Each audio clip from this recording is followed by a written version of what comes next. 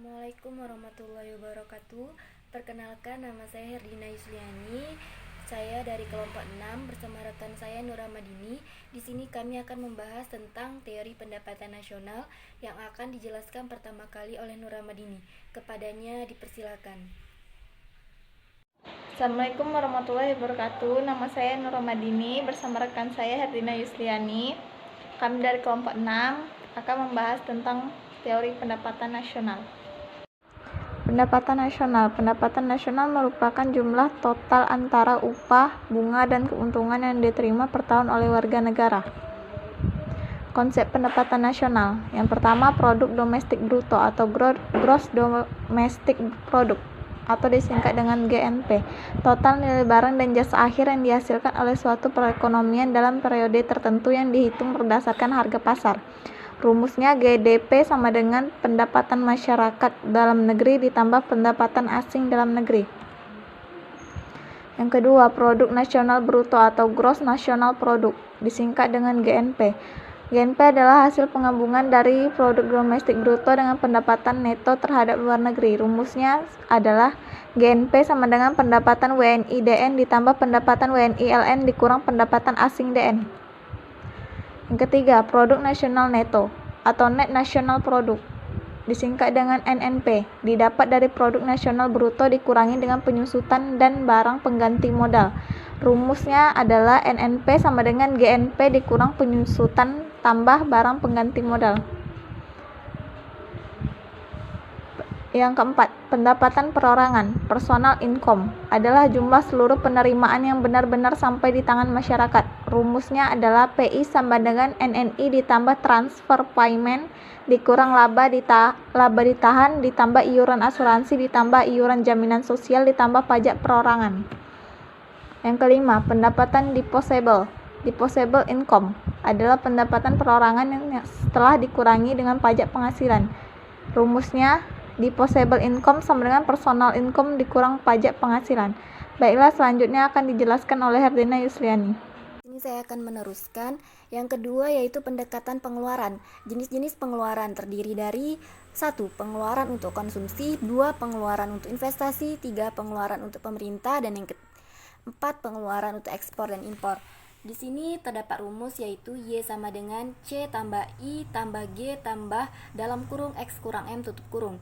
Keterangan, Y sama dengan pendapatan nasional, C sama dengan consumption atau konsumsi rumah tangga, I sama dengan investment atau investasi, dan G sama dengan government expenditure atau pengeluaran pemerintah, X sama dengan ekspor, dan M sama dengan impor. Dan yang ketiga yaitu pendekatan produksi. Kegiatan yang menciptakan nilai tambah atau added value disebut dengan kegiatan produksi. Oleh karena itu, metode ini hanya mencakup perhitungan nilai tambah pada setiap sektor atau lahan produksi. Dengan rumus Y sama dengan dalam kurung P1 kali Q1 ditambah dalam kurung P2 kali Q2 tutup kurung ditambah PN dikali QN tutup kurung.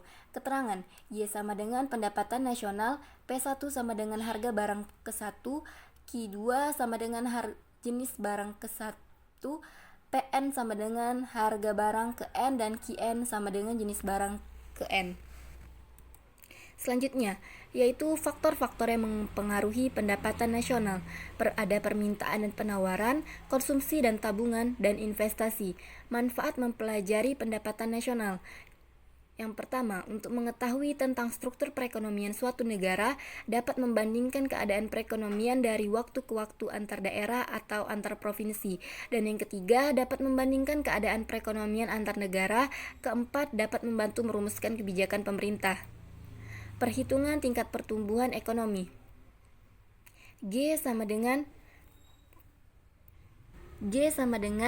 PN real 1 dikurang PN real 0 per PN real N dikali 100. Penjelasan, G sama dengan tingkat pertumbuhan ekonomi dan dinyatakan dalam proses. PN real 1 sama dengan pendapatan nasional untuk tahun di mana tingkat pertumbuhan ekonominya dihitung. PN real 0, pendapatan nasional pada tahun sebelumnya. Selanjutnya yaitu menghitung pendapatan nasional real dengan mendeflasikan pendapatan nasional pada harga masa kini dengan menggunakan formula berikut. PN real N sama dengan 100 per H1N dikali PN masa kini. PN real N sama dengan pendapatan nasional real tahun N. HIN sama dengan indeks harga atau pendeflasi pendapatan nasional atau GNP deflator pada tahun N. PN masa kini yang sama dengan pendapatan nasional pada harga masa kini, yaitu pada tahun N. Di sini kami ada contoh soal. Contoh soal mengenai menghitung pendapatan nasional real dengan mendeflasikan pendapatan nasional pada harga masa kini. Dan ini contoh soalnya.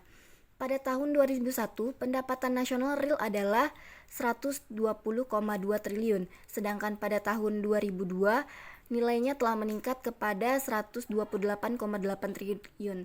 Dengan demikian, berapa tingkat pertumbuhan ekonominya? Nah, di sini diketahui PN real 0 sama dengan 12,2 triliun. PN real satunya sama dengan 128,8 triliun. Yang ditanya yaitu G. Jawabannya PN real tadi terdapat rumus kan, PN real 1 dikurang PN real 0 per PN kurang real 0 dikali 100%. Maka PN real satunya yaitu 128,8 dan PN real 0-nya 120,2 per PN real 0 dikali 100%. PN real 0-nya 120,2 dikali 100% dan hasilnya adalah 7,0%.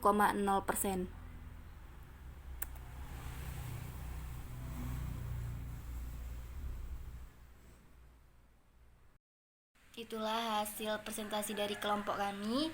Mohon maaf apabila banyak kekurangan dan kesalahan. Kami persilakan apabila ada yang ingin bertanya. Assalamualaikum warahmatullahi wabarakatuh.